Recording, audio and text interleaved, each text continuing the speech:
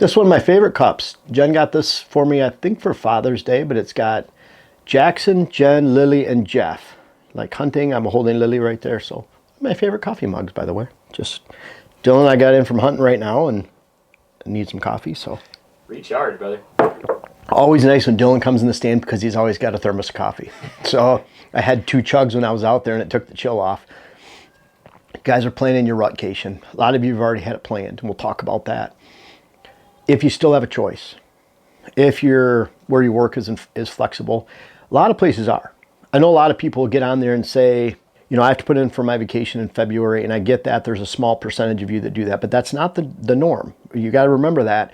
You've been locked into that position, into your career, into your job. You made those choices. I'm not saying that's bad on you. I'm just saying that that's not the norm. A lot of people have some flexibility with their workplace, and especially now after COVID, where it's hard to find even employees that show up in the first place. And so when you have flexibility, I encourage you to exercise that flexibility. What do I mean by that? Instead of a 9-day vacation, I'd rather see you take, like for right now, it's October 31st, this weekend, 31st, Halloween, Friday. So if you took 31st, 1st, 2nd off, awesome. 3-day long weekend. The next weekend, the 8th, take that weekend, and then you have the 15th off after that. I'd rather put all my eggs into those 3 weekends and long weekends, because now it's not like, it's almost like you want to plant 5,000 trees, you plant them all in 1 year, you get drought and they all die, or most of them die. You should have taken maybe 1 or 2,000 this year, 1 or 2,000 this year, 1 or 2,000 the next year.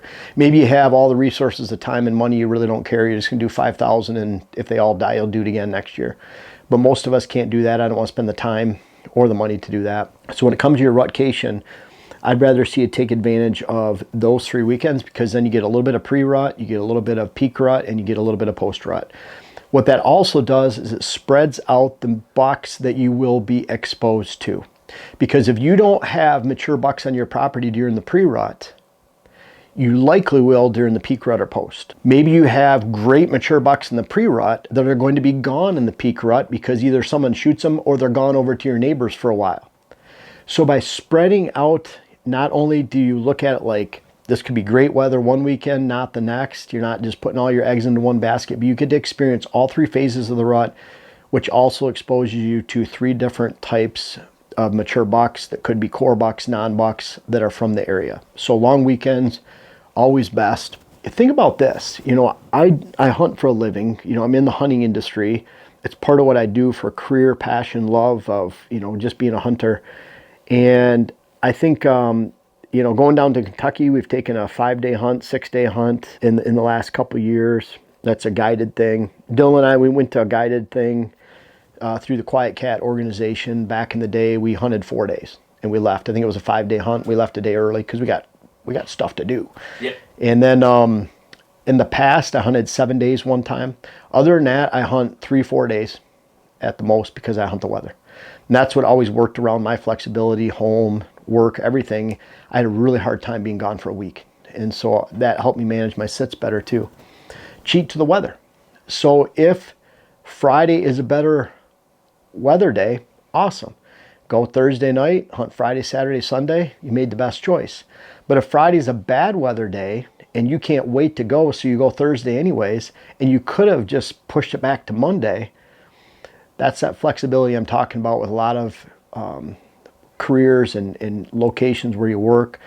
I've always made my career choices back to into the 80s so that I could actually hunt and have a little bit of flexibility with my time. So I don't understand when people get locked into something where they can't hunt. That's just not me. So I'm not saying that's bad if you do, but when I say this flexibility, it's something I've always made a choice my entire life and career. I'm 55 now, that wouldn't pin me to, I have to share this time with other people. I have to get 20 years in to get the week I want. No way. I'm working somewhere else. Doesn't matter if that's just my life. That's the career choices and life choices I've made. So when it comes to cheating the weather, I want to have flexibility with where I work to where my boss can say, hey, is it okay if I come in on Monday, take Friday off? Or if the weather's good, I'll come in on Tuesday and not take Friday off. And I'm hoping I have that flexibility. That's a great way to plan it, because then you're cheating to the best side of the weather. So you might have a day that's a 0 or 1 or 2 out of 10, and you're foregoing that for even a 6 out of 10, an average day. It's all about stacking the deck, putting the odds in your favor when you go into the woods. But a lot of times we're not even putting the odds in our favor when we turn the ignition on our truck to go to the hunt, because you've looked at it. You did have the ability to flexibility to turn it, and move that 3 days and shift it one day, and you didn't. Finally, you're forced to do the 9-day rutcation. You put in for it.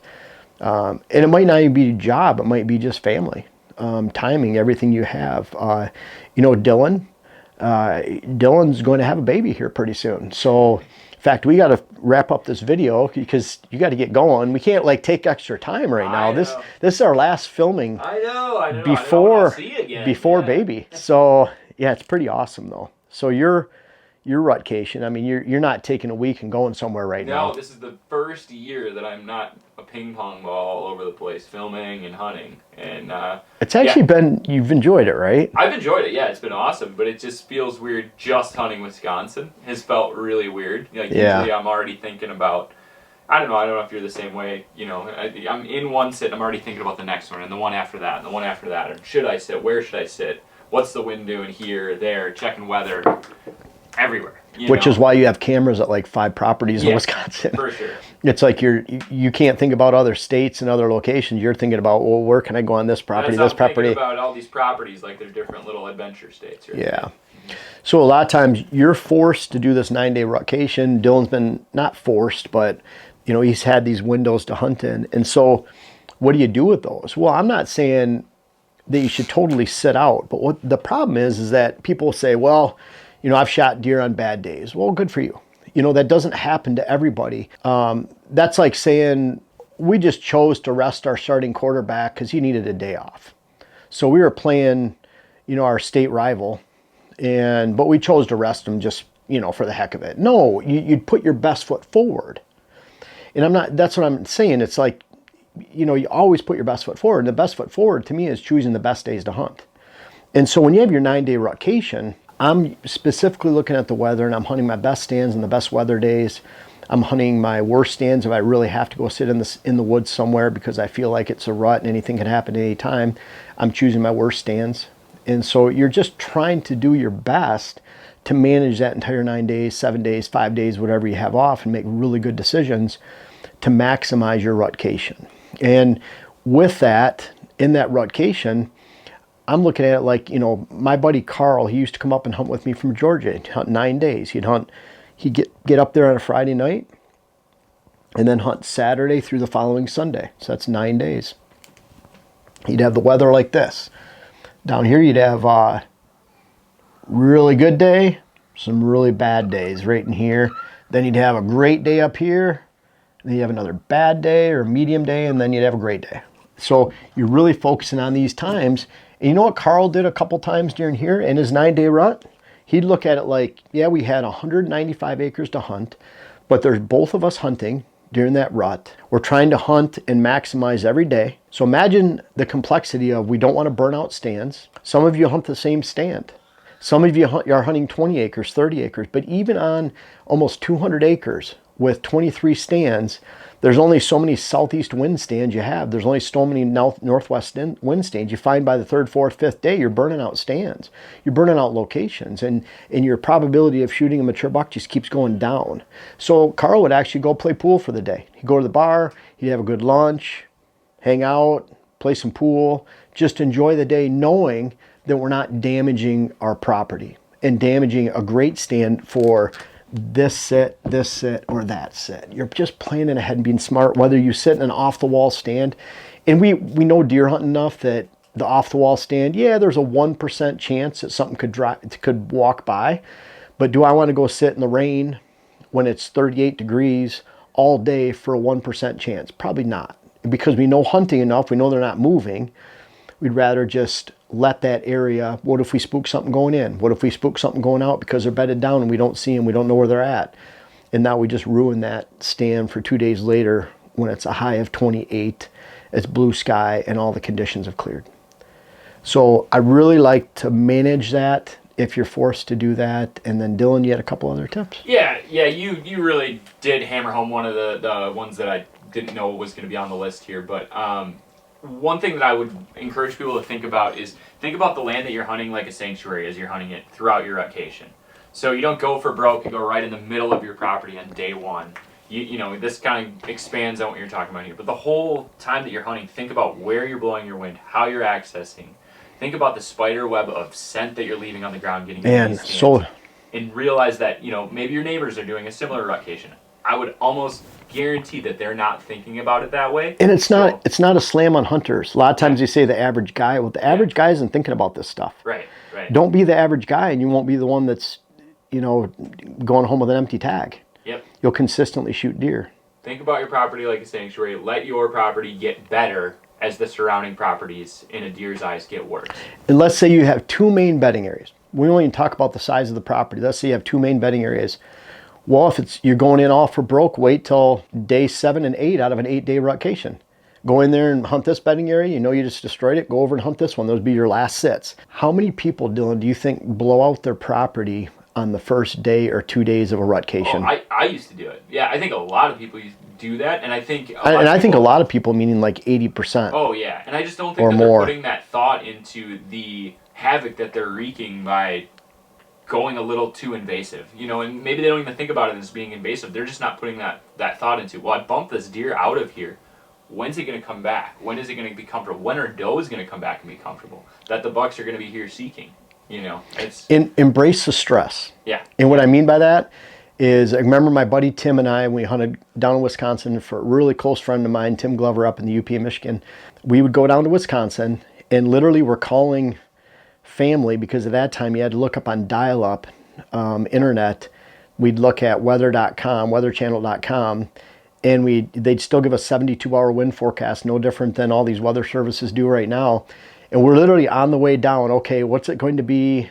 Dial-up sitting there for 10 minutes. Okay, it's these hourly forecasts for Friday, Saturday, Sunday. Maybe we were hunting Monday too, but usually it's 3 days. So we would get that whole wind forecast out. And the really cool thing is the wind is the accurate portion. If you're not seeing the wind that they're saying is right now, it's probably because you're on a thick line of spruce, you're on a berm, you're not considering thermals. But typically, and all those, the berm, the spruce, the conifer, it'll all move wind around. And so it'll swirl it, it'll hit it, turn it, no different than water hitting a bank. Think about that. But anyways, we would map out our sits for both of us for all 3 days.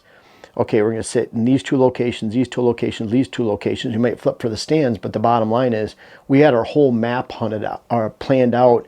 No different than I watch a lot. I like watching college and professional football, and a lot of these plays are designed. The first 20 plays are all scripted. They're all written out before they even enter. The first 10, whatever it is, it's always fluid, but you're doing that because you're going in with a very strategic game plan. You're scripting out your sits, and that's part of the fun. It's stressful. It's one more complexity to add, but if you really want to be consistently successful, you can't be like the average hunter. And that's some good advice, I think, of how do you manage your rutcation, your sits in general, and really some kind of tools and strategies that you can apply for the entire deer hunting season. Yeah, I really appreciate you watching all the way to the end. Your followers really appreciate and taking the time. I wanted to mention we have our last minute food plots you can check out at Pure Wildlife Blends. We have a lot of different seed varieties, especially our fall power greens. We have ways to establish clover this time of year, rye, a lot of different goodies.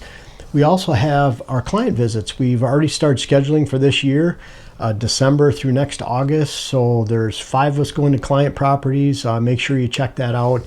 And then finally, our books and web classes. They're great Christmas presents this time of year is when they really start to sell. So really appreciate you watching. Just check out Whitetail Habitat Solutions, or for this food plot seed company, purewildlifeblends.com. Thank you.